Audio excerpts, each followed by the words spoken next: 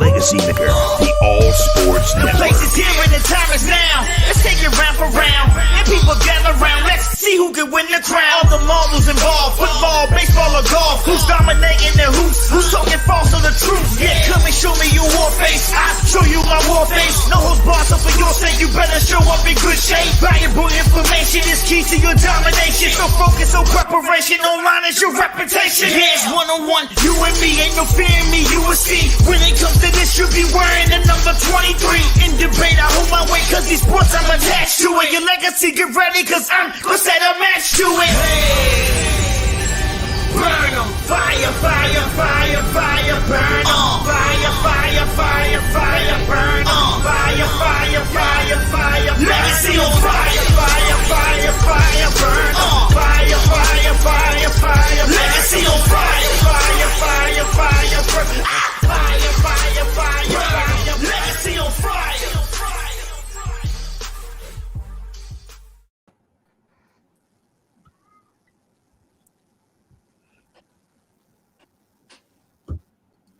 This week's panel: Jay Quimby, Lamonte Thomas, James Brown, and Cody Stewart. Welcome, ladies and gentlemen. You are back. I'm not. I was about to say in the heat of the moment, ladies and gentlemen, in the heat of the night, ladies and gentlemen, it's Legacy on Fire, episode 22. I'm your man Darrell Owens here on the Legacy Maker Sports Network. Glad to be back. I got the crew with me again for another one, guys. I know it feels like it's been too long. It feels like it's been. I know it's only been 2 weeks, but it feels like it's been too long. Glad to have everybody back here for another episode of the show. Of course, let me go around the room and give love to this wonderful group of sports journalists. First, let me go start off with my man, JBZ, James Brown. How you doing, James? How's everything going? Doing good, man. You know, back with the guys, ready to have another great show. Let's get it. Let's get it. Let's get it. Also, of course, with us, my man, Mr. LT, host of Commonwealth Sports Talk here on the Legacy Maker Sports Network. What's up, LT? What's going on, man? Back to be in the hot seat, if you will. Let's get it. Let's get it, ladies and gentlemen. Glad to be back. And, of course, our man, Mr. Cody Stewart, the social media guru. What's up, Scody? What's up, Cody? Cody. That's Scody. No, you are 100% correct. It's been we only missed a week, but that was the longest week ever, man. Like, I'm so glad to be back talking about this. I can't even get nobody's name straight. That's how long it's been. And of course, the man, myth, and the legend himself, co-founder of the Legacy Maker Sports Network, Mr. James Quimby. No, I'm joking. Jay Quimby. What's up, Jay? Scody, dude, that's fucked up. Scody, man, like, I don't know where it came from. I mean, it was early. It felt wrong as I was saying it, but just kept going. Said it though. But just kept going with it. Just kept going with He's it. Like, well, it happened. Exactly. All right, everybody. Look, glad to have everybody back with us. We're gonna bring the heat today. We got a lot of stuff to talk about today. A lot of stuff to talk about because it has been a wild. It's been a wild 2 weeks since we've been on here. We've got a Super Bowl ready to go underway here in just a couple of days. It's just, like I said, it's just been a fun one out there. So we're gonna start this bad boy off actually with the NBA. We're not even gonna start off with the NFL. We're gonna start off with the NBA here with our quick takes, and we're gonna start off with the NBA trade deadline. The NBA trade deadline happened today, and it was crazy because everybody was hoping that we would see Russell Westbrook get sent away from LA. At least LeBron was hoping that he was going to get sent away from LA. At least that's the way it feels. But it did not happen. But a trade that did happen that everybody was probably like, that had actually happened. You hear these things and they don't happen. With James Harden on the move from Brooklyn to head to Philadelphia in exchange for Ben Simmons, Seth Curry, and some other players, Andre Drummond, and some picks. And then let me not forget Paul Millsap, who was also a part of the deal. So, fellas, this one was it's been a very interesting trade deadline. So I want to get your thoughts on the trade deadline. Of course, this trade itself. And I'm gonna start with you, LT. What were your thoughts on this bad boy? Because this was interesting.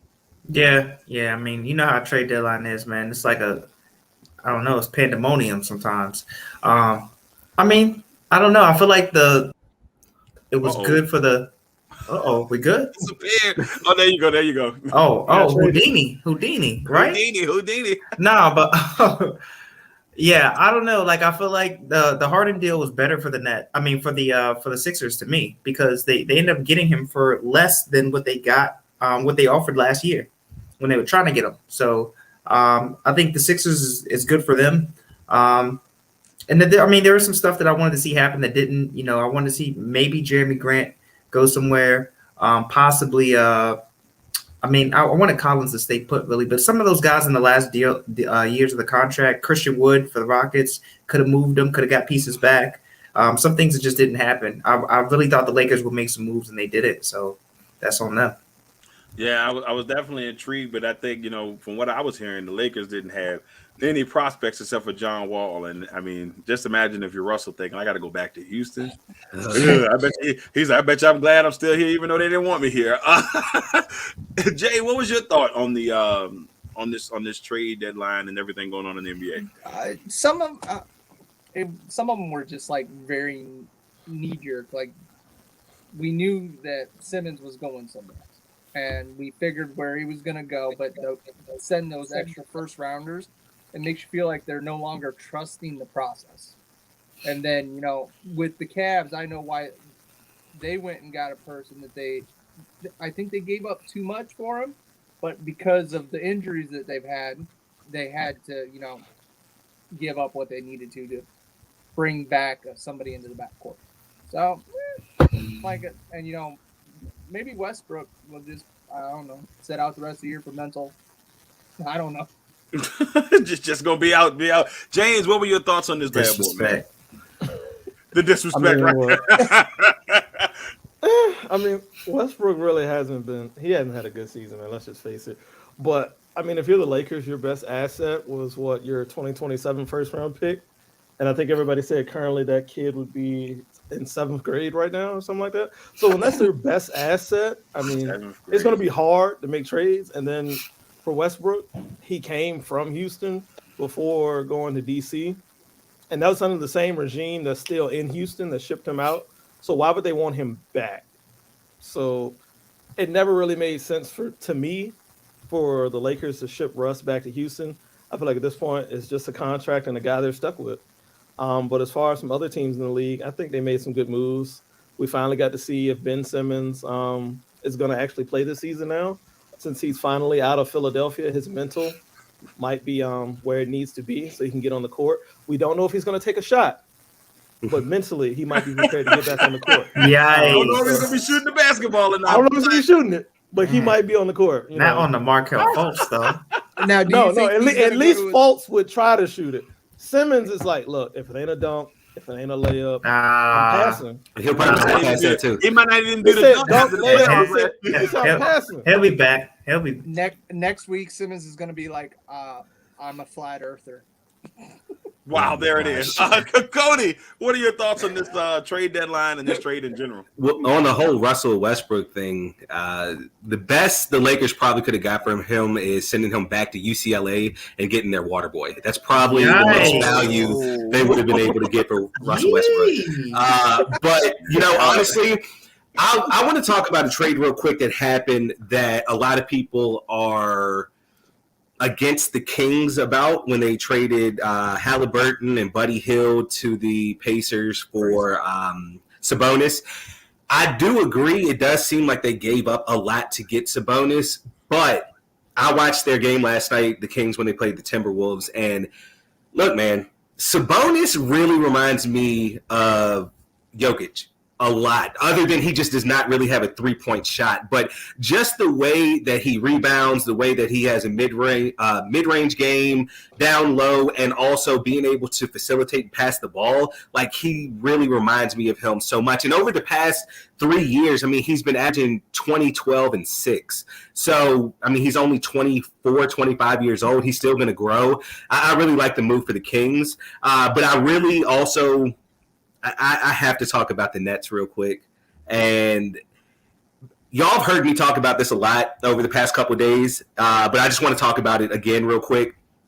In essence, basically what the Nets gave up to make everything happen of what they just did. They basically gave up James Harden, Karis LeVert, Jared Allen, Taurean Prince, 3 unprotected first-round picks, and 3 first-round pick swaps to get Ben Simmons, Andre Drummond, Seth Curry, and 2 first-round picks. And I'm talking about them, obviously, when they traded for James Harden a year and a half ago. So if you break it down like that, the Nets are almost doing exactly what they did in the early 2010s when they mortgaged the future for Paul Pierce, Kevin Garnett, Jason Terry. We see how that worked out for him. Yeah, These guys younger though. Go ahead, James. I was gonna say these guys a little younger though, so it may not. Yeah, they were. I mean, nah, it's trash. The only thing that it's hot flaming garbage. The only thing that kind of tripped me out about that, the trade was I was like, all right, you're getting Drummond. He's a little bit younger than what you have. Been on 3 teams in the last year. Yeah, I know, which is crazy. Okay, be real. And then you bring in. I like Seth Curry coming there though, because Seth Curry is actually going to have. That's a good pickup. That's going to be. That's going to give him another shooter like Joe Harris. But you swapped him for all these supporting pieces that you gave up, right? Like he talked about LeVert. Between LeVert and the beast, Jared Allen, you're giving up 35 points a game right there. Right. Jared Allen just had the game of his life the other night, 29 points, 22 rebounds in one game. All right, that's what you've given up. So you're not getting even close in return of what you're giving up. It's not even. Yeah, look at Cleveland out here winning deals. Look at Cleveland out here winning deals, right? I had to say this real quick. Somebody brought this up, and I thought it was hilarious. They were talking about, Seth Curry is Doc Rivers. Hold on. Yeah, Seth Curry is Doc Rivers' son-in-law. Y'all know Doc Rivers, he canceled practice today because of the trade deadline. They said Doc canceled practice to tell his grandbabies bye because Seth Curry and them had to move, man. Hey, that's funny. That's a little funny, though. I'm not. That's great. The only thing I would say, I'm kind of glad the trade happened because I ain't gonna lie to you. I feel like Ben Simmons is at a point in his career. This is it. Like if you don't do anything here, or you're a bust. I know that sounds crazy coming from a guy who made an All-Star team, but the potential. We were talking like when he first came out. What were they talking? Man, he's gonna be LeBron. He's got LeBron talent, and we ain't seen. They clearly didn't watch any Mount Verde games though, right? I mean, because he still wasn't pulling no jump shots then. Yeah, I mean it's crazy. That's the thing. Like, so they, you were hearing him talk all this crazy stuff. So I'm kind of glad this happened. We'll see, but we're gonna see. And one funny thing, we were talking about it before we came on here. They were doing the All-Star selections, and KD had a choice between Rudy Gobert and James Harden with the last pick, and he said, "I need a big man." Wouldn't even pick him. He was like, "Nope, going with Rudy." And that was funny though, just the way he broke it down. So. It was great. And the other thing for me, he ain't even playing for the Nets. No, that's what I'm saying. He was like, "Nah, bro, we good." So, but the last thing is, I hated the Halliburton deal for one reason. I really felt the Kings gave up on a guy who really cared about the organization, and they turned his back on him. And it hurts him. I've never seen a player, at least in a long time, you could tell it bothers him that they traded him. I mean, I don't think he dislikes Indiana. I just think that he had embraced himself in the community, and they just said, "Nah, we good." And they traded him. And like 2 weeks ago, he was just talking about how he was ready to help turn the culture around, like how much he cared. Like you could tell he cared. So I hate that for him, but that's the NBA trade line. Do you think Bagley's dad was just as happy as him when he got traded? He's going to Detroit. I mean, he's gonna get plenty of playing time in Detroit. I know. I mean, he's going to Detroit. And look, between him and could just ask Drummond. Yeah. Ooh. Oh. Yikes. Oh man, that's just saying.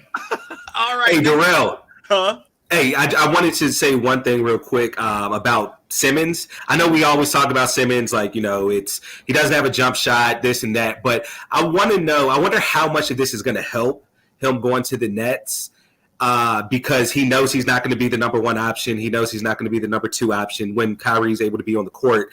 I wonder if this is going to have a similar effect on him as Andrew Wiggins going to the Golden State Warriors. Wiggins goes there. He knows he's not the number 1 option because of Steph. He's not the number 2 option because of Clay when he's on the court. It's like, look, Wiggins became an all-star this year. So I just wonder how much of that, not having that much pressure on him, is going to help Ben Simmons out. That's a good input. But only thing is, remember, Wiggins is still playing the same position.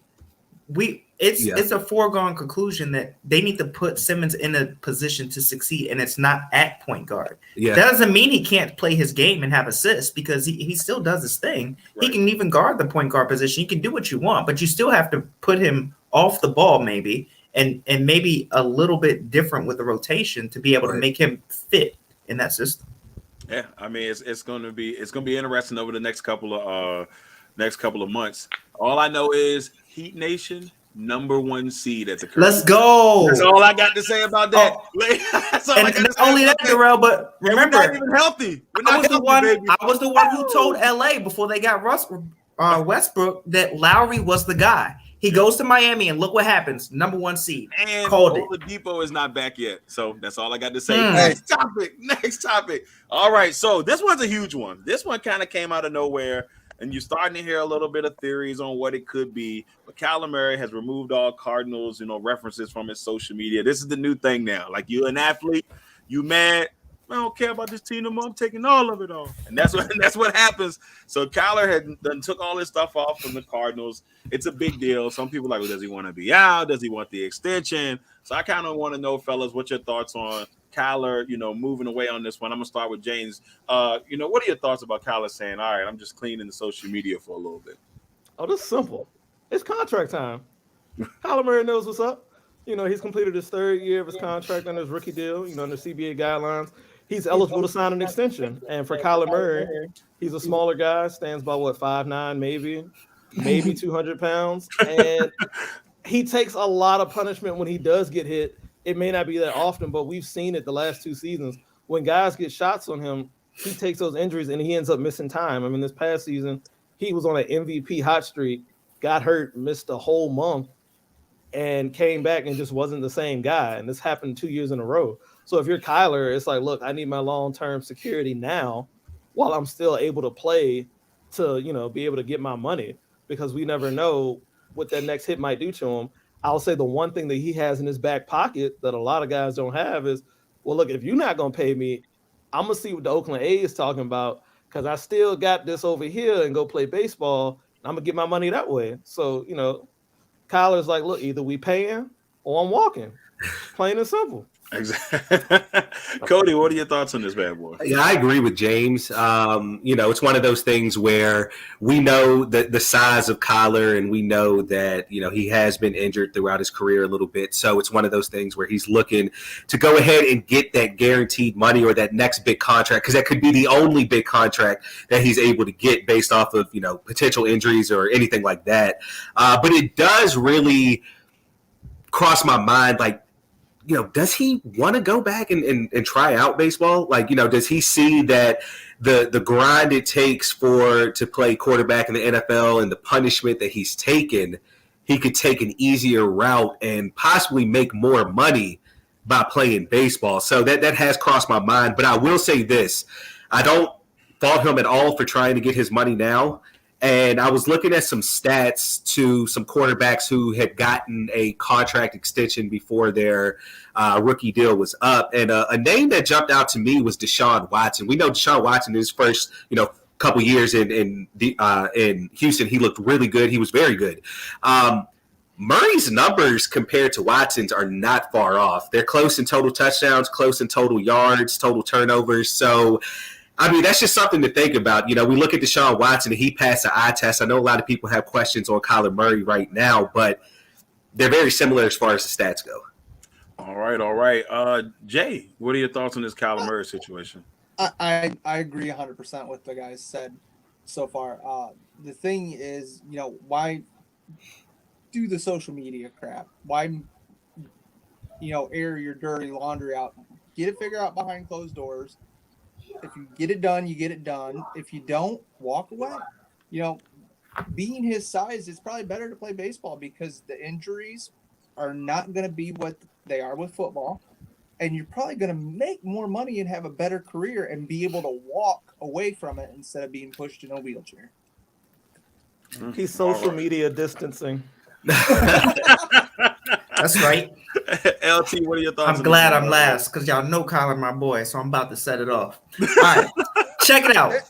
First of all, I agree with all the guys. I do think even what Jay said that, it is a little bit of a bad PR move for Kyler because you never want to be in that boat. But at the same time, these teams sometimes belittle these players and they downplay their accomplishments as a negotiation tool. And that's what's not talked about, in mainstream media. So check this out. Pay this man. And I'm going to tell you why. Only player in NFL history in his first 3 seasons with 10,000 passing yards and 1,500 rushing yards. The other only person to do that in the first 3 seasons, Cam Newton. All right. 20 plus rushing touchdowns in 3 years. Only other quarterback to do that, Josh Allen. All right. Cardinals before Murray were 3-13 before he got there. So who are you expecting to walk through that door? Josh Rosen? Yeah, exactly. Pay this guy. Another thing. Every year since Kyler Murray has got there, they have gotten a better record. So he's only improving the team, and guys have come there because they believe in him and want to play with him. Pay that man because in other words, you don't know where you're going to be going from there. You've only come up since you got him. He is valuable. He's valuable to your organization. Pay the guy. Straight like that. I don't think straight cash, homie. I don't think they can afford to lose him. I mean, like you said, they have been building around him. They bring in Ertz in midseason, and we don't know if he's coming back or not. But you bring in Ertz, you have Hopkins, you bring in Connor, who had a phenomenal run there. I mean, let's look at this team. Where they were 10-2 at one point, and then when they lost to Green Bay, when they lost to Green Bay and he got injured. That's when then kind of the downfall kind of twinkled because it looked like his ankle never got back to where it needed to be. Then on top of that, you didn't have Hopkins, and they still kind of squeaked out a win here. And then they struggled right towards the end of the season because the only win they got was against Dallas, and they lost to Detroit. Now we lost to Detroit too, but that's second half stuff. But yeah, you know what I mean. So I mean, I think this team is still growing. And every year they've won every year that he's been there. So I mean, just give us some time, pay him, and continue to build around him because they're still. I mean, that division is tough. You don't want to have no quarterback in that division because that's even more reason to pay him. A good deal. Not going to be a good deal. I will say though, what's hurting his case is the last time we saw him on the field. He did not have a good showing. That was his first playoff game. And I mean, at one point, he had more interception yards going the opposite way than yards for his team. I mean, he didn't have a good showing. He bounced back towards the end, but it's hard to come and command $40 million after you just went out like that in the playoffs. Except when your team is 3-13 when you got there, because they was some crap. Look, bro, we just had you. I mean, be real though. I'm gonna be real with you. I'm gonna be real with you because it's like we was 3-13, but it's like my God. We doing just as bad or as bad with or without you because, bro, we could easily be 13. He can play in the playoff game.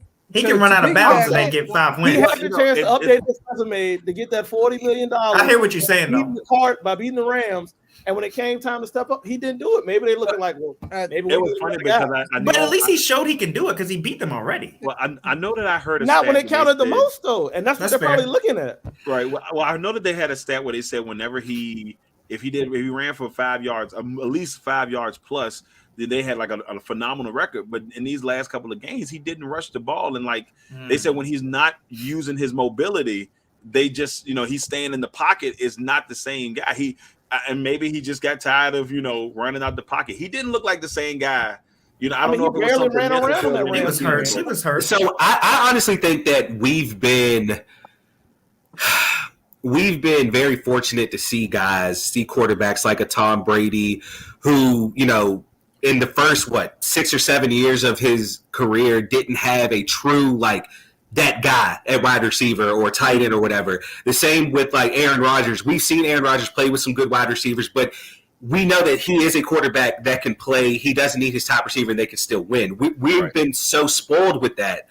And now we're looking at it like Kyler Murray, in my opinion, last year went down when DeAndre Hopkins went down.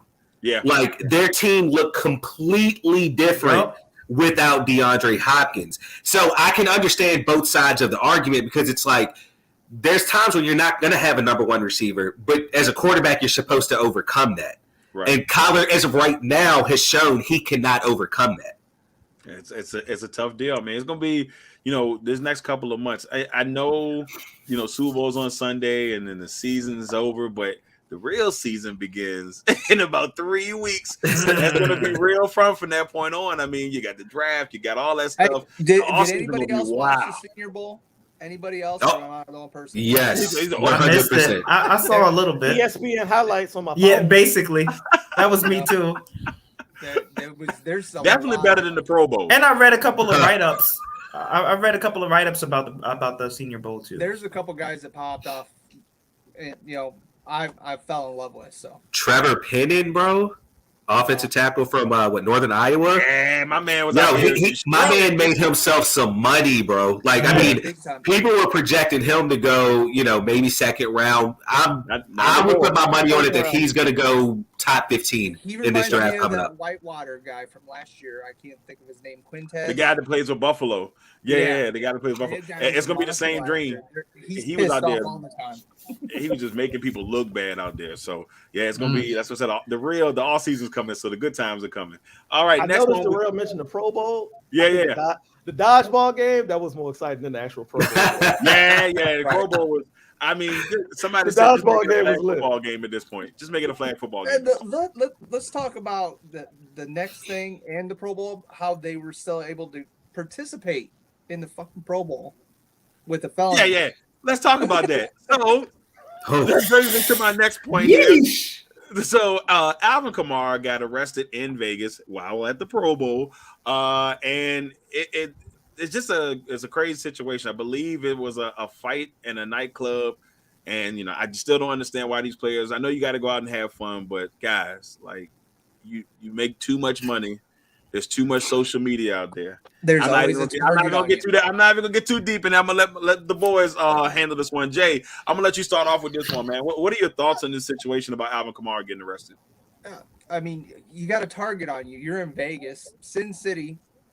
Everything's there, and then you're still dumb enough to do something like this. I mean, come on, you're the guy in New Orleans now. Breeze is gone. Sean McVay, shit. Peyton's gone. You're it. Everybody's looking at you, and you're going to do something stupid like this to mess up your career. It's dumb. You could go to prison. Look at Ruggs at Vegas. Stay away from Vegas, everybody. Hey, man.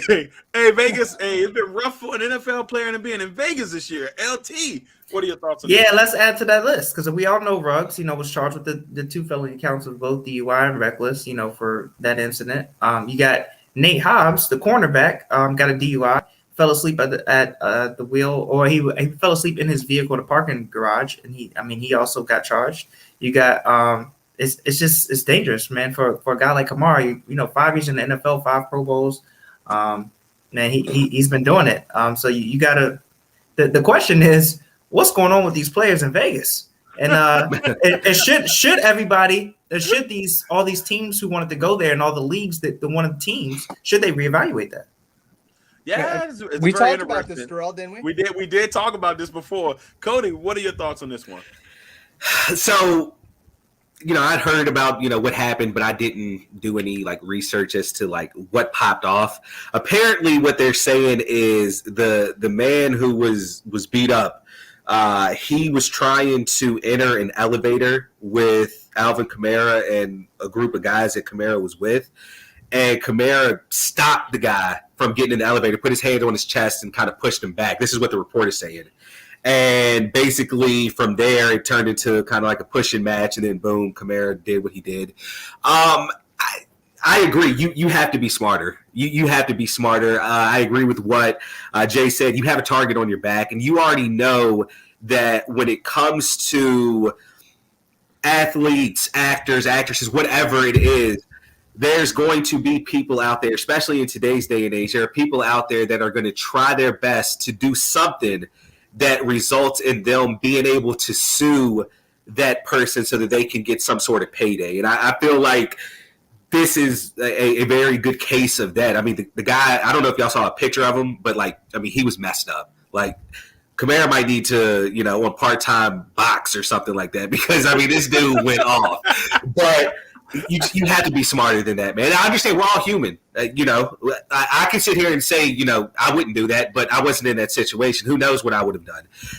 But, yeah, man, you can easily throw your career away, man. It's not worth it. James. Man, you know what happens in Vegas usually stays in Vegas. Not this time. unless you are a star NFL running back out here handing out 8-piece spices like this. Like, bro, come here. Look, and I'm a Falcons fan, and it's like, bro, even I'm like, what the hell are you doing? Like, bro, you're the face of the Saints, star running back, one of the top players in your position at the league. Yeah, you might have been under it's Vegas. You might have been, using some medicinals, whatever it may be.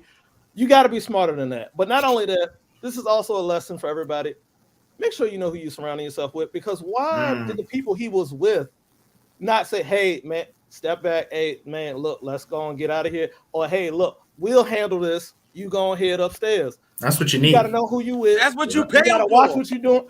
I mean, these supposed to be your boys. These supposed to be your A1s since day ones, however it may go, whatever you want to call them.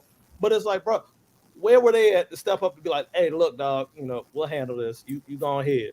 Facts. If I'm a running back, my offensive line go with me everywhere I go. Where my pulling guard at, man? He handed out the 8-piece spicy, and the homeboys followed up with the foot action. And I'm just like, bro. Like, they supposed to handle that. He said, just because I'm a running back don't mean his hands don't work. Right. What's up? Right. I can catch out the backfield. If go down, they supposed to be the one to do it. That's all I'm saying. He's going to fight Jake Paul next year. Jake Paul. Jake Paul. Yeah. I mean, look, the whole situation is crazy, fellas. I mean, if you're the Saints, you're like, all right, we're trying to get past all this crazy stuff. The last 2 years have been kind of weird for the Saints. You lose Breeze, Sean Payton's out, like you were saying, and then you got a new head coach. You don't know your quarterback situation really, because it's kind of murky right now. You don't really know. You really just don't know, and you don't need this guy. You don't need your star. You don't need your star in this type of situation. And your star receiver might not be coming back either. And then your star receiver might not be. And we don't even know what Michael Thomas is doing right now. We have no clue. We went from one of the best receivers in the league to just incognito. So, I mean, we'll see. We'll definitely see how that goes out. All right, now we're going to swing. Go ahead, James. The Saints cap situation. I mean, he probably just opened himself up to be a cap cut now, because there's $74 million projected over the cap. They got to do something to make some space. He could have just shipped himself out of town with this move. Maybe he did it on purpose. Depending on how bad it is, we really. If he had to hand out that type of 8-piece to get out of New Orleans, man, he let the GM know if I'm not out, bro, this is gonna happen to you too. Just broke him off for some of that know your gumbo. If that's the case, I'm calling now. We don't even want nothing. Just take it. But that was spicy. That 8-piece came quicker than the line at Popeyes, okay? It's familiar. That's great. All right, we're going to head into our next quick take and last quick take. Here we got to talk the Major League Baseball season. Usually we would be getting closed, pitchers and catchers would be starting to get ready. It ain't happening right now because there is a lockout. That definitely doesn't have that 94 feel lockout, obviously, because they just stopped in the middle of the season, but towards the end of the season. But now this situation, we're hearing the thing. But I want to hear from you guys. What are your thoughts, and who do you think, if this season will start on time? Cody, what are your thoughts on this?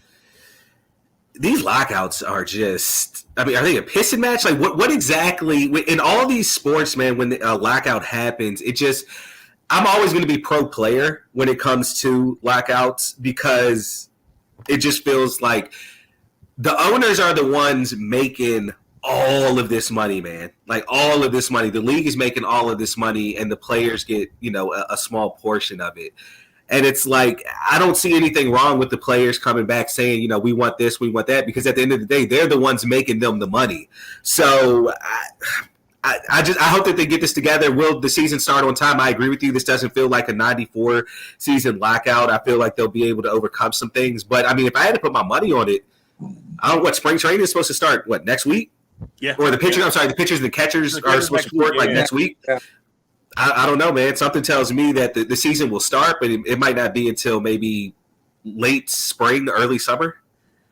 See, that's what intrigues me about it. I mean, Yeah. We're going to see. Jay, what are your thoughts on it? All-star time, I think the season's going to start. I mean, I agree. The owners have everything, and, the players put on the show. it's a business. You gotta find your happy medium, but stop, being asses about it. You're losing money. I mean, basically, you own a team. It's a license to print money. That's all it is. Why you got to be money hungry about it? You got the money, so just let it be. Yeah, I'm intrigued about that. James, what are your thoughts on it? I mean, I feel like the season may not start on time, and I feel like it may take an outside entity getting involved, maybe like a broadcasting network. A lot of these TVs companies, they have the contracts for a lot of these MLB games, and I feel like it may take one of them stepping in to be like, hey, if this don't start on time, we're going to cut y'all pockets here since y'all worry about y'all pockets over here. So it may take that for things to go ahead and get started. I feel like we will see maybe a reduction in the amount of games played this season, and that could be a factor as well, because the players may know that already. And it's like, well, hey, look, if you're going to cut us some games, which means we might miss some checks, we need to be compensated for that. So I feel like it will get figured out. It may not happen on schedule, but I definitely feel like baseball will be played this season. They just got to come to an agreement. Isn't it funny, though, that now they're no longer going to drug test players and, Yeah, like but Barry Bonds can't get in the Hall of Fame. Barry Bonds Get outta here, can't get in the Hall of Fame. A joke. Bullshit. Crazy to me. LT, what are your thoughts? Some old bull-ish. Anyway, yeah, man, I think that, like the guys have been saying, I don't think it's going to be a 94-95 situation, but obviously we're close to when spring training is supposed to start, and it doesn't look like it's going to start on time. Jay, man, I don't know, your players getting locked out, man. What's up with the Cleveland Guardians, man? They not doing their job or what? What's good? Ooh. I'm just trying to find out. I don't root for the Guardians. I root for the Cleveland Indians. I hear that. And one more thing, we talk about Kyler Murray being petty, right? Unfollowing people. So did you hear about what the MLB did and how they removed all the headshots from the MLB website? Yeah, From the players? Right. And that's what I'm saying. Like that stuff now in the world of social media and stuff like that stuff is coming out. That stuff has been happening. But it's always, they always switch the PR narrative on the players. Always, and now we're starting to see what the organizations and what these leagues are doing. The player is always the enemy, but they're the ones bringing in the money. Like, come on, man. Yeah, I'm tired of it. I've never understood that myself. All I hope out of all of this, is that the Seattle Mariners somehow make the playoffs this year. If that happens, this man will be happy, and I can finally. It'll happen. I don't even care if it's the wild card game and they lose. I know that sounds crazy. I just want to be off that list. In the spirit of Ken Griffey. I mean, I was a junior in high school, and I ain't no spring chicken no more. Come on, Seattle, let's go. But we'll see. We'll see how all that goes and see if the Major League season will start. All right, now we head to our main topics, and we got a doozy. Oh, boy, we got a doozy right here, ladies and gentlemen. The Brian Flores lawsuit. Man, this all happened since the last time we were on here, and me and Jay talked about it a little bit last week on the podcast, but I could not let the guys here on the panel not get a chance to speak on this issue. It's really crazy because when you look at this as a whole, some people say, man, this cost him a job. This cost him an opportunity at a job. But I mean, in a lot of people's eyes, it had to be done. I'm going to start with LT. LT, what are your thoughts on the Brian Flores lawsuit? It's serious, man. And being that, I see that the Broncos are involved in it, and just reading his story it made me like, man, it really threw me back because whether or not this is true, is crazy. Like, he was saying that, Elway and company were late for the interview, that they seem inebriated, that they seem not interested, and for somebody who puts in that type of work to get to that point, in your career, man, and to feel like that, man, that's rough. And Roger Goodell said all the right things, right? I mean, shout out to his PR guy, right? Because he's sitting here talking about, oh, well, we care more about what Flores is going through, but not about the legal stuff. But the first comment you made is all his legal claims were without merit. That makes no sense. Like you basically, you basically bagged yourself. It's like, how are you going to say that you identify with one thing, but your comments are completely for something else? And that's somebody who can see through PRBS. That's what that is. Right. Yeah. So like, put your money where your mouth is, man. If you're saying that you really care about these, minority coaches getting a chance, don't just put them in the seat. Give them the chance. Exactly. James, what are your thoughts on this? I mean, we've always known that there's been a discrepancy when it comes to minority head coaching opportunities in the NFL, and I feel like honestly, Brian Flores is fighting for not himself to a degree, but I feel like it'll be more so for the next minority coach in line. I feel like this definitely was something that he felt had to be done. I feel like it's something that needs to be done. I mean, the NFL is made up of 70% African American players, and yet there's only currently at the moment now with the hirings, 3 African American head coaches. I'm a total of 4 minority coaches. In a league that is made up of 70% African American, probably more than that if you include all minorities. Something's got to change. Now, with that being said, I also want to make sure that the best person gets hired for the job. And I feel like in a lot of these instances, a lot of these minority candidates are being passed up when they've shown, like they can do the job. They're a top candidate at their position. And I feel like the bar has been moved a lot when it comes to some of these jobs, because for offensive coordinators, now all of a sudden, what do you call plays? And it's like, well, this guy calls plays. He can't get a job. This guy doesn't call plays. He can get it. He does get the job. It's like, what's the criteria? What boxes do I need to check off to make sure that, I'm qualified for this role? Because I'm checking all these boxes, but if you don't let me know what the qualifications are, how do I ever know if I'm measuring up to my competition? Because we've seen it. Like a lot of these guys, they've come up through the trenches. They've been those positional coaches. They've been those coordinators. Some of them even be players in the league. And it's like, what more do they have to show? What more do they have to prove to show that, hey, I can do the head coaching job? And for Flores, he was already a head coach in Miami.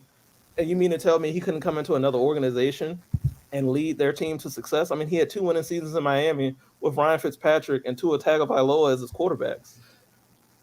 I mean, I don't know what else he needs to prove here. He won in Miami when coaches have squandered and flundered there. I mean, the last coach of note to really win there was maybe Shula?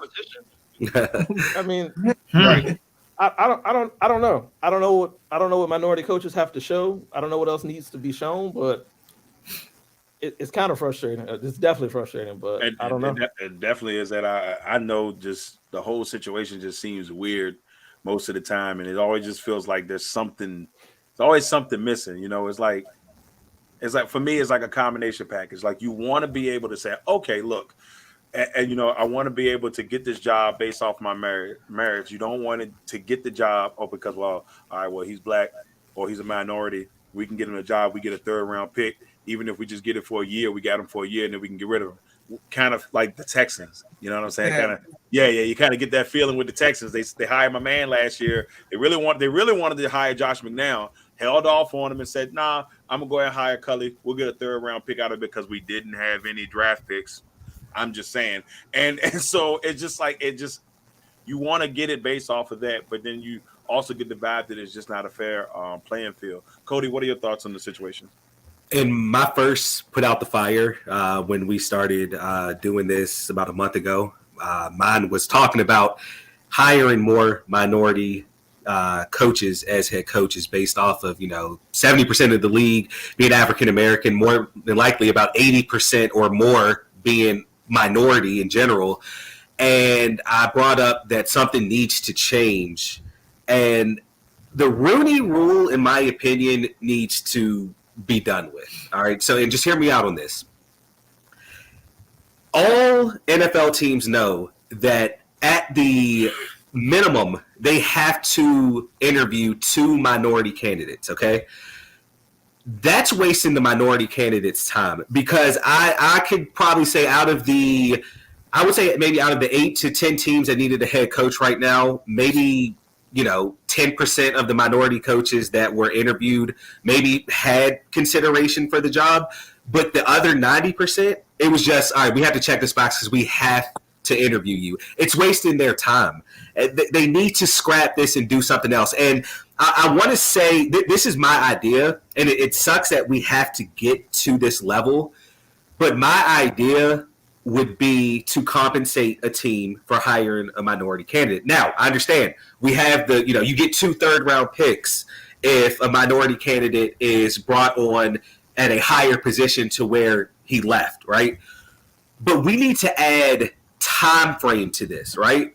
So have it where if a NFL team hires a minority head coach, they get a first-round draft pick, right? But the first-round draft pick, you're not able to get that until the coach is there for 4+ years, right? Because at that point, now an NFL team, if they really want to hire a minority candidate, they have to look at it like, all right, well, we know for a fact we're going to be stuck with this guy for 4 years. Do we really want to go through that?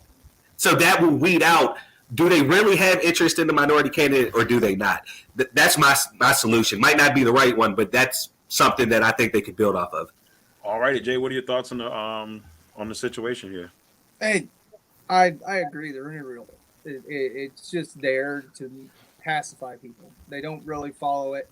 Benemy should have been a coach 2 years ago, and maybe he's happy where he's at. He don't want to go. I knew for sure that Byron Leftwich was going to leave to go to the Jaguars. I mean, he had a great rookie quarterback coming off a good season to start with, besides the Grindgate shit. And he didn't even. He went there, he talked, but they wouldn't give him what he wanted, so he said no. And I mean, it just don't make any sense. BA told him if this is what you want, this is what you're gonna do, because that's what he got. He come out of retirement to work with a GM that had the same thought as him and wanted to win. That's what every coach wants. But the way they're doing this, it's all backdoor deals and what is it? The old white guy system. I'll just call it that. Now, it drives me nuts. It's stupid. Yeah. Like, Lovie Smith got hired. I don't like Lovie Smith. I don't think he is a digital watch in a Timex age. Strategic. And I know, Jay, you always said that about because of the Tampa 2. You feel like that defense is just not the same that it was in the past. It's not even close because it's the Tampa 2 was great when you were pounding the rock the first 3 or first 2 downs and then passing on the third. Now you're passing every damn down. Yeah. So that's very intriguing. I mean, the whole situation to me is just, I want something good to come out of this. I hate that Flores didn't get a job. I really do think if he goes anywhere, I mean, I think he may go to college before he goes back into the NFL. I don't know if that happens right away, if he's, willing to take this year off and, just kind of, get himself together. But I think it does suck for a coach who had, 19 and 14 in his last, 2-3 years that he was with this team. And now he doesn't even have a job. Just doesn't even have a job because the owner supposedly said, "Hey man, I'll give you $100,000 to lose, but you hire me to win football games." That allegation's crazy too, and that's the biggest one for the NFL. Now, that's one other part of that is this. So now I was listening to the radio, and I think they had brought up where they said that, there's a clause in the ownership that if something like that has happened, that the owners can come together and vote that person out if they think it's going to be detrimental to the league. They asked Goodell that question. That brings up another question here. We've seen all this stuff with Daniel Snyder. And why is his actions, have that not been detrimental to the league? So that's going to open a whole can of worms. If Ross gets that penalty for that, we're going to see Snyder. We may even see others that get penalized, or people say, "Hey man, we got to chip them out because they're detrimental to the league." So I mean, that was one interesting thing to me that I heard. And one other thing on the floor is that you look back and say Tony Dungy was on the radio and he talked about his hiring process and how things were for him when he was trying to get hired. And a lot of the owners wouldn't even give him a time of day because he was too nice, not because they didn't think he was too nice of a coach. So he never got that time of the day. And then Johnny Cochran told him back in 2002, he told the league, went to the NFL and said, "Hey, if you don't get this right, there's going to be big litigation against the league." And the league tried to make little small things, Rooney Rule, to try to go around it. And now look where the position they're in because they didn't listen to the late, great Johnny Cochran. Just saying. Not only that, I mean, the other damning thing for the league is what the text message that Flores got from Bill Belichick when he thought he was texting Brian Daboll. He's texting Brian Flores, "Hey, you got the Giants job locked up." And it's like, well, what do you mean? I haven't even interviewed yet. Dang. So here it is. They're making it seem like Daboll was a candidate before Flores has even had his interview. So it's like, he's got a sham interview now at this point. And it's like, what is he supposed to do? He can't not go. because then they're gonna Right. say, well, oh, you didn't want to be a coach, you didn't show up for your interview. So it's Right. like, what is he supposed to do in that situation? He's got to go sit through this interview now, knowing daggone well that they've chosen another person for the job, Right. Well, and and they're just lying to his face. It's just like Walmart, Darrell. Remember, they interviewed you how many times before you got the position you deserve? Yeah, it was way too many. It was way too many. So I mean, but I we would can go into that conversation all day. Promote him because I mean, it's stupid. It is one of the dumbest things I've ever seen in my life, and it just pisses me off to no end. Absolutely great. And let's stay on this coaching carousel here. You know, we had 9 head coaches hired, I believe 2 of minority. Mike McDaniels. I think Mike McDaniels, the offensive coordinator for the 49ers, is the new Dolphins head guy. Look, I don't want this to sound racist, y'all. I just want to throw this out there.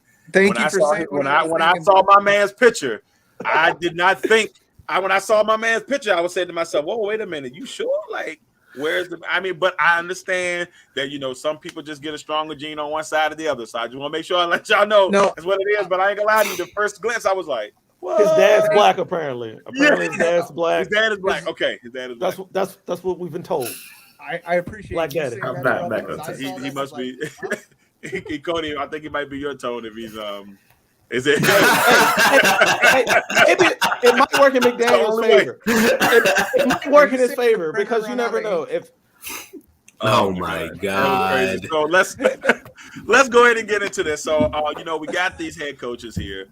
We got 9 positions that were filled, and I just kind of want to know who you guys thought was the best, who got the best job, you think is gonna do the best in their situation. So Jay, you want me to start with you, Jay? You look like you're excited about this one. Me? You don't want to hear what I got to say about this. All right, we'll go. All right, we'll Keep go it with real. No, Keep it go real. ahead. Keep it real. You want? All right, so JJ. I'll go Josh McDaniels. real, son. This is another turd that's come around to fuck up another system. Yes. He had a chance. He couldn't, and you bring him to the Raiders, where everybody there is going to go to jail eventually. Come on. Oh, wow. Yes. I love it. Then you get we knew Dennis Allen because that defense has really come on for the Saints. So we saw Dennis Allen getting promoted because he's built in with the players there. That's not bad. Brian DeBall, he was stroking the right cock. Oh my God. Whoa, that's your guy. That's your guy, Cody. And then, Good Lord. I didn't really know much about him. I went back and he did a lot, and he comes from the Washington coaching tree that had Sean McVay, Shanahan in it. So I'm actually excited for the Dolphins if he can bring that same and he's 38, that energy, the nuance that's there. I think that's going to be good for them. But Doug Peterson, everybody made excuses because the Eagles were broken so bad he couldn't coach anymore. So now he's got a new quarterback he can break. Who gives a shit? That should have been Byron Leftwich's job. Doug Peterson should be a quarterback coach at Michigan. Whoa, LT. I'm gonna go to you next, LT. I was gonna go to James. I'm gonna go to Hey, besides the Michigan the Michigan the little jab in there. No, but for real, honestly, I like what most of Jay said. Yeah, I feel like there's something about each and every hire that I don't like. And I'll even be real. I mean, even with Nathaniel Hackett coming in here, we like it's a good move for Denver, and it's the one I wanted for Denver. But at the same time, he's had his golden years in Green Bay, but let's not forget that he's had control of that Jaguars offense, and they were hot trash. They were hot trash, right? So you still got to prove to me that you're the guy. You know what I'm saying? So I mean, I don't know. I feel like the only thing is the Peterson thing. Like, even though we all wanted and know that should have been Leftwich's job, as for whatever reason that it didn't go through, it's the consolation prize of getting Doug Peterson isn't a bad look to me, because for an organization who's done terrible thing after terrible thing after terrible thing, at least they may have 1 ounce. Maybe they may have 1 ounce of some type of normalcy or some type of consistency that can get this team somewhere. So that's all I got for that. Cody, where do you go with this one? Listen, man, Doug Peterson, in my opinion, is the best hire out of all this. And I understand that, his tenure with the Eagles towards the end wasn't pretty at all. But I mean, his starting quarterback just basically fell off a cliff in regards to his play. Peterson he accomplished a lot in Philadelphia. Let's be real. I mean, he was able to coach the team to their first ever Super Bowl in however many years the Eagles have been an organization. He made the playoffs in 3 out of those 5 years. And you got to think, he wins the Super Bowl with Nick Foles. The following year, he makes the playoffs because of Nick Foles, because Carson Wentz went down also. I just, looking at what Jacksonville has done in the past as far as the coaches that they had Urban Meyer. That was going to fail from the jump. Okay, we know that. Do it. All right? Do it. They had Doug Marrone, and let's be real. Doug Marrone, he was a head coach in Buffalo for 2 years, didn't accomplish anything.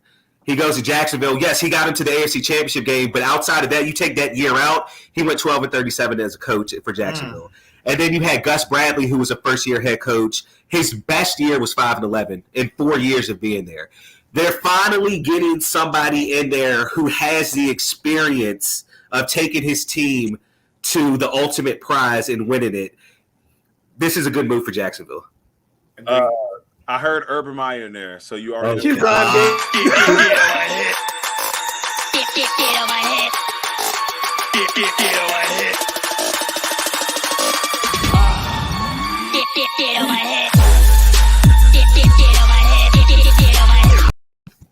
I don't know why His hands are so far up there, he's working her like a Oh puppet. my God. And look, I'm gonna tell you what. That's right. That's my jam. That's my jam. I ain't gonna lie to you. I forgot who mentioned it before, and I almost like, no, not yet. But there it is, ladies and gentlemen. James, give me your thoughts on what. Oh God. Oh man. All right. I mean, I'll start kind of with Miami. I will say Mike McDaniel, since his looks may give him, a better chance at surviving as being a head coach. If he has maybe 2 losing seasons in a row, maybe they'll forget, where he comes from. Maybe they'll forget, that he is a minority. I'm hoping he does well because he has the look. He has a look. I feel like he should be able to do well. He comes to the Shanahan system. We've seen a lot of coaches that have come from Washington succeed outside of Washington. So, I think McDaniels would be good, but I would have to say the best hire this cycle would be Doug Peterson. Doug Peterson was a Super Bowl winning coach in Philadelphia, but also Doug Peterson's proven he knows how to be a head coach. And I think short of being forced to bench Jalen Hurts in that last game in Philadelphia his last year, I feel like he probably still would be the coach in Philadelphia. But, he was forced to make an adjustment to his lineup. Apparently, What is this look you speak of? The look? Oh, Mike McDaniels. He looks white. That's the most honest thing. I mean, what it is. Everybody thought it. They're like, oh, Hey, Mike I'm McDaniels. It's not like, even okay, he's from. They said it's Logic. Then they said, wait, Logic's another one. He does look like that. He may count for 3/5 of Yo, population way back in the day.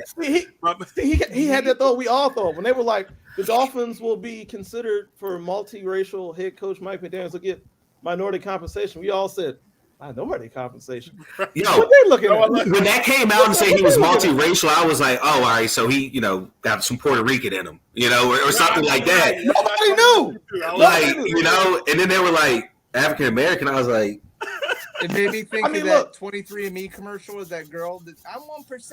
We thought of everything. We thought of everything. And then it's like, for major sports networks to have to come out and say his dad is black, it goes to show everybody was thinking the same thing.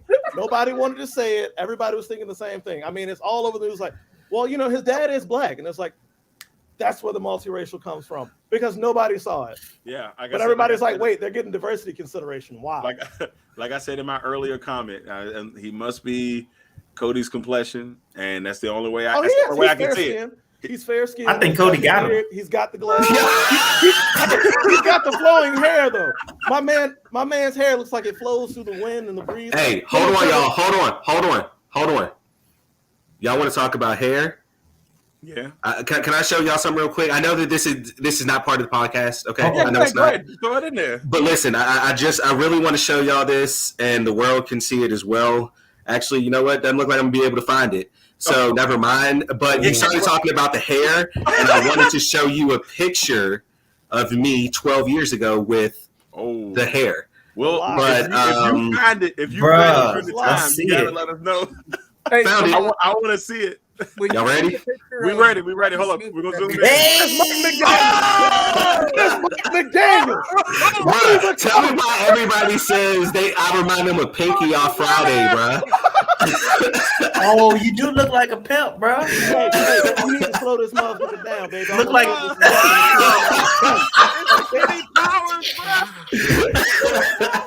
Yo, tell me my boss.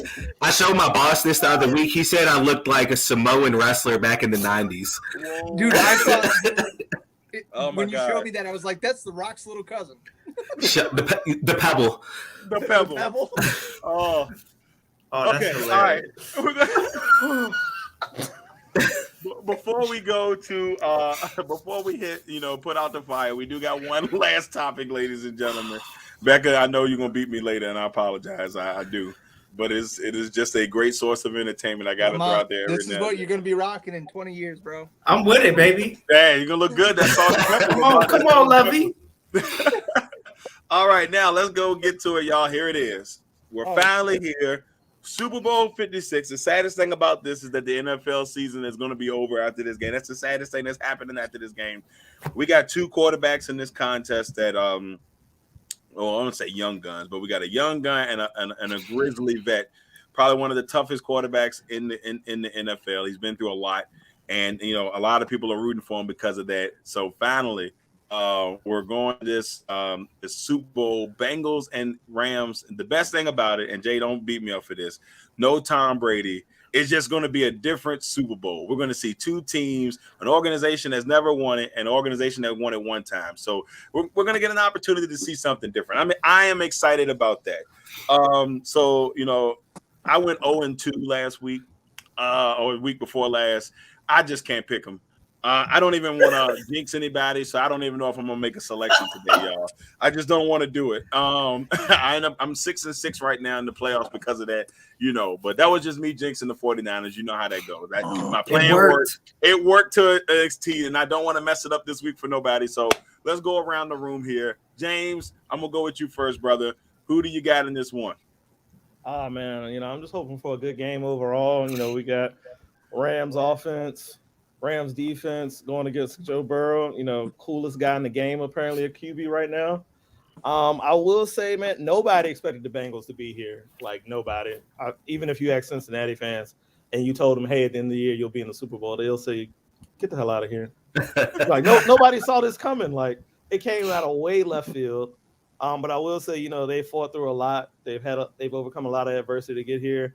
I mean, they came back down from 21-3 to beat the Chiefs in Arrowhead for the second time, in the month of January. They beat the Chiefs. So I feel like it should definitely be a good game. Should be a good matchup.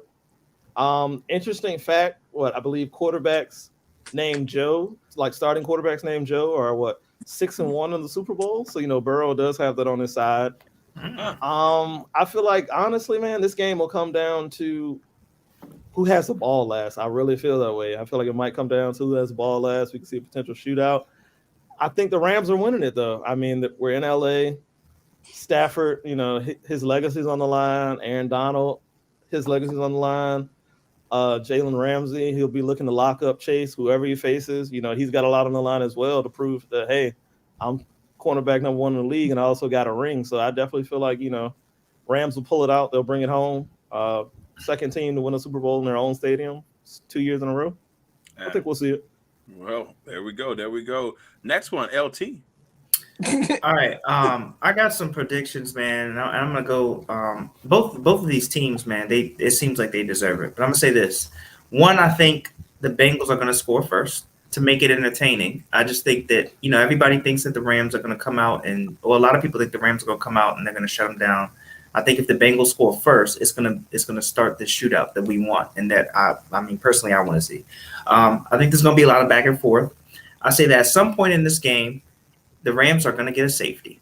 That's just how I feel. I feel like this defense is going to have to prevail in this game. I think that at some point in this game, Jalen Ramsey is going to get a Bengals wide receiver out of character, meaning they're going to be ready to go full on. What is his name? What my boy did from the Titans, Andre.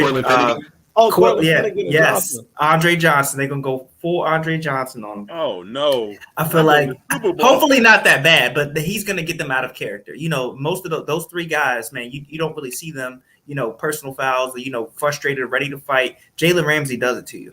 As much as you know, you can say what you want about him. He's feisty like that.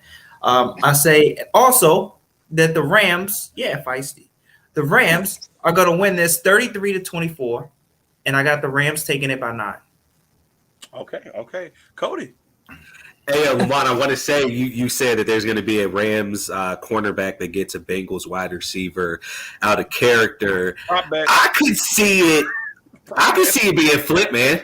I could see it being flipped. I could see a certain Bengals cornerback who has been talking a whole lot of junk on social media the past month, getting one of his former teammates out of character, meaning Eli Apple getting Odell Beckham out of character. I could see something like that happening, but I do want to say this game is going to be won on the offensive line versus the defensive line of the Bengals and the Rams.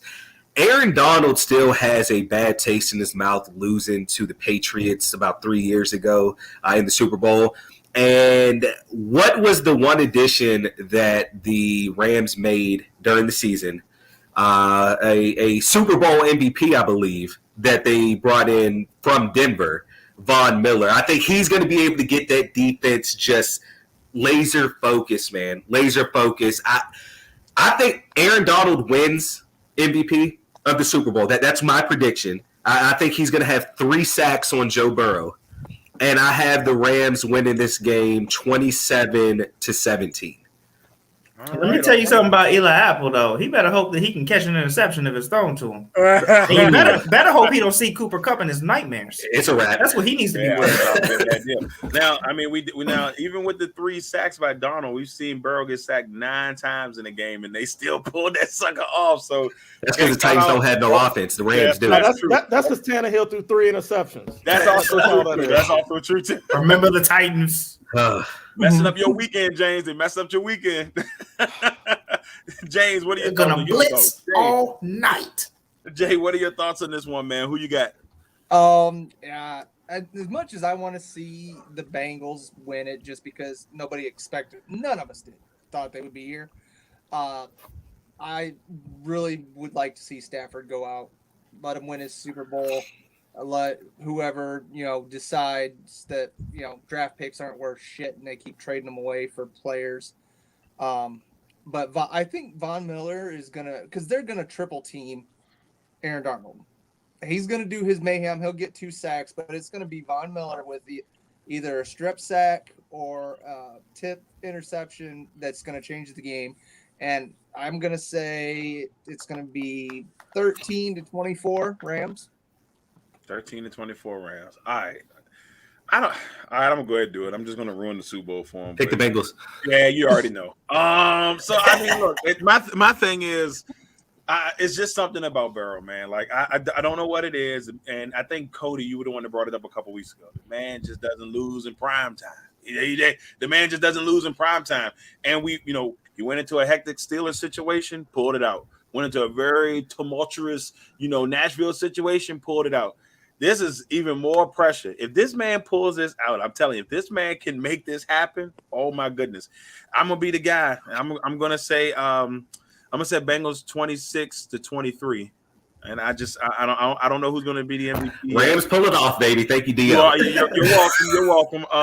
I know Bengals fans will be pissed, but it is what it is. I hope they do win. Well, whoever wins this game, all I can say, Green Bay beat either champ, so I'm good with that. But these little victories, bro. It's true. It's true. Hey, it's true. We beat both of them. So I mean, we're not there, but we beat both of them. for a lot more time because they're very young and they're still building. The Rams are a win now team because everybody. I mean, they're starting left tackles my age. Whitworth is 40. Man, what was it? 40 years old? He's 40. Yeah. 40. Have Started you seen off him? on the- Yeah, I mean, he's pulling off the levy with the gray beard. Yeah, He ain't got as much volume, but it's definitely good. You know. All right, well, there it is, y'all. We got 4-1. I'm pretty sure I'm gonna be 0-3 after this, and that's okay. Ram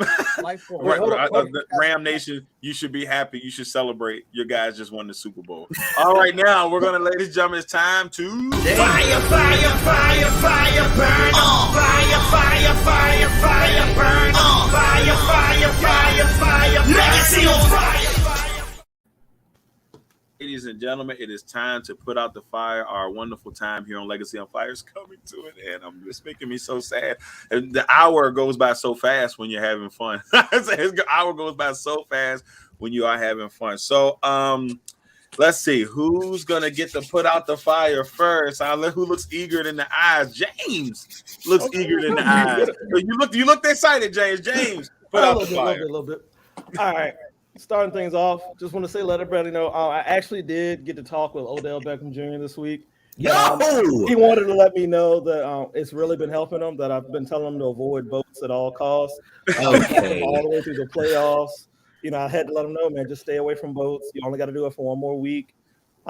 Stay away from boats. You guys tend to win. So I think Odell's going to be able to do it. So far, he's told me, hasn't been anywhere near a boat. Only time he's been in a bath is when it's been a cold tub. So, I feel like he's been heeding my advice. But, he's been listening, man. He told me he's been listening. But as far as putting the fire out, I want to talk about season-long awards, more specifically MVP. MVP stands for most valuable player. And this season, it looks like Aaron Rodgers might win MVP in the NFL. But after having a performance like that in the playoffs against the 49ers, can you really be league MVP? Which is why I am protesting that MVP awards and all season-long awards should be given out at the end of the year. Once the season has concluded, playoff consideration should be a part of it. Look at the run Joe Burrow's been on since the playoffs have started. You could not tell me that if MVPs, if it was given out at the end of the season, Burrow will win it hands down. Look at everything the Bengals have overcome to get here, and he's been the major part of that. He overcame the 9 sacks in Tennessee. He came back against Kansas City. They outright beat the Raiders, but I think pretty much everybody called that one. And, he's put up the numbers. I said it before the playoffs started. He was my dark horse candidate. But if season-long awards happen at the end of the season, he's the MVP. And I feel like it's something we really need to see at this point. It's a season-long award. Make it the whole season. Same for Coach of the Year. Because you can't argue. If it was the end of the season, Zach Taylor will win Coach of the Year. He got the Bengals to the Super Bowl. So, that's my put out the fire. This is true. Jay Quimby, time for you to put out the fire, sir. I like what James had to say. They should call it the MVQ because it's always the damn quarterback. And for Odell Beckham, I don't own the rights to this. Hold on. Oh, no. What? Jesus Christ. Yeah, well, we're about to get banned on Facebook. Thanks, Jay. Oh God, what happened? Not yet, but not yet. No, I gotta wait for this Pepsi ad. I gotta wait for the Pepsi ad. I know where he's going with this. Don't look, Odell. Man. Cody, close your eyes, Cody. Close your eyes, Cody. Boats and hoes. Oh my God. Oh, you know where I thought he was going with? I thought he was going with the Eli Manning. I thought he was going with the Eli Manning. No. Much simpler days. I think I'm pumped up for this Super Bowl halftime thing, and then all of a sudden now Snoop Dogg's got something against him. He's gonna do a Super Bowl halftime show. He's doing good with life. Suge Knight set this up. You know what? That's great. That's great. Cody, put out the fire, sir. I am sick and tired of these get off of my lawn, I yell at clouds, older NASCAR fans, man. I'm absolutely tired of them. They absolutely hate change. If it's not what was done in the 70s, 80s, and 90s, they're not for it. So As y'all know, they had the Bush Clash this weekend or last weekend at the LA Coliseum, where they made a quarter-of-a-mile racetrack in that stadium. When you go on social media for NASCAR or whatever and you look at the comments, one of the first things that come out is they hated the rap music because Ice Cube did a halftime or halfway during the race, he did a concert. They hated that. I'm like, okay, but if it was Brad Paisley out there, they would have loved it.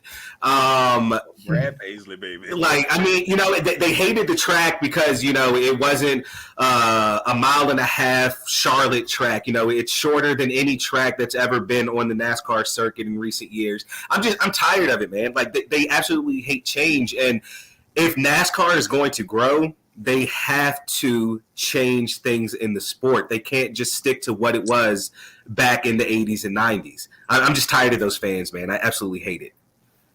All right, Lamont.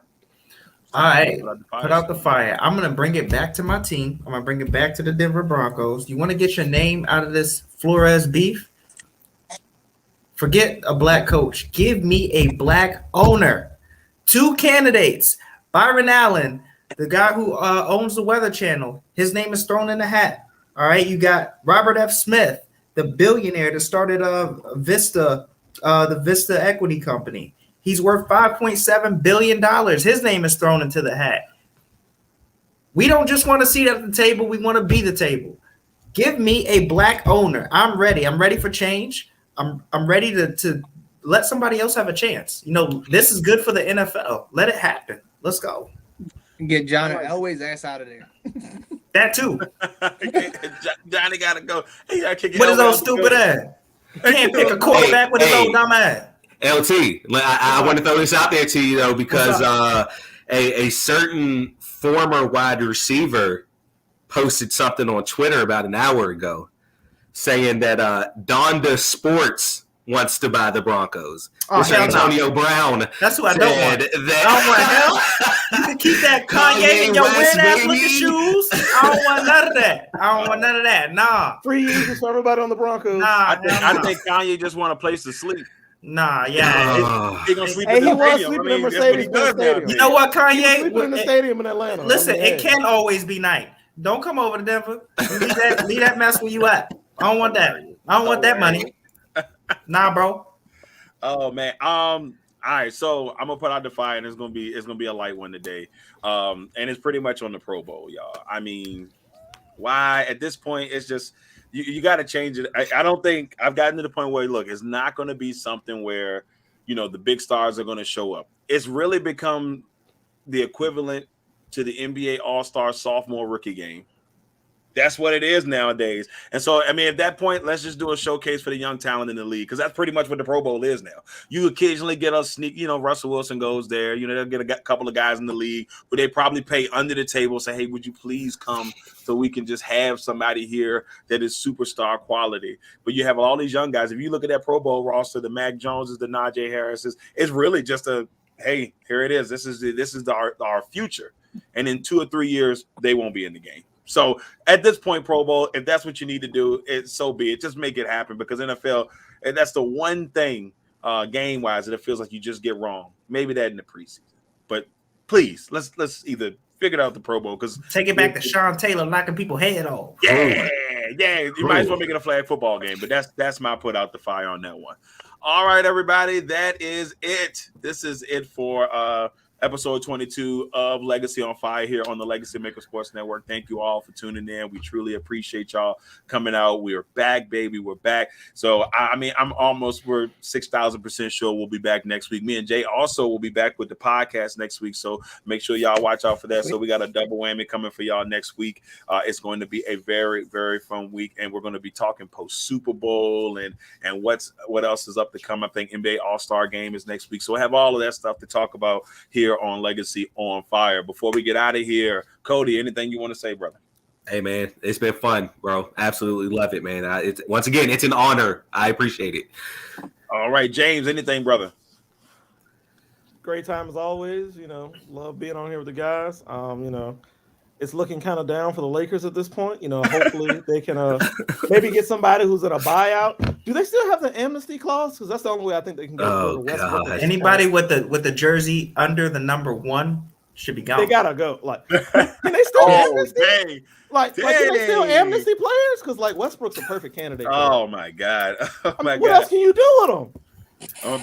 My brother chimed in here and said no Olympics. Yeah, we're not talking about the Olympics, bro. I already put out the fire with that. Get them better conditions, bro. Yeah. There you go. Yeah, you did that last week on the last one. Yeah, the Olympics were coming up. It's like, yo, we got to get that together. LT, anything you want to say before we get out of here? Nah, it's just been a great run, guys. For real, for all of y'all. Jay, the wise cracks as always. James, the expert predictions. I appreciate it.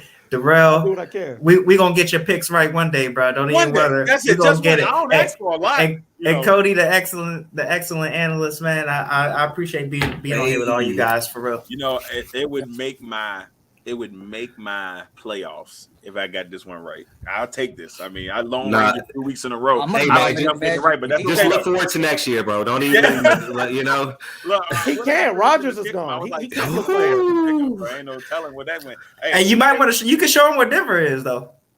I'm just saying. He is answering questions on the tour about Denver, so you know. Anything you got to say before we get out of here? God bless. Maybe Aaron Rodgers go to Denver and have fun selling cannabis on the street corner. Y'all look, man. Y'all quarterback. Pitch them pies, man. Entrepreneur. Pitch them pies. Look, once again, everybody, thank you all for tuning in. Can't wait for the weekend. Going to spend some great time with my brother, man, honoring a great day that's coming up here within the next month. So, yeah, love y'all. Can't wait for that. Bex and Jay, love y'all. You know how much I love y'all. It's going to be a great weekend. Can't wait for that. And once again, everybody, this has been Legacy on Fire. We'll be back next week for another episode. Until next time. That's me hit my high note. Was it good?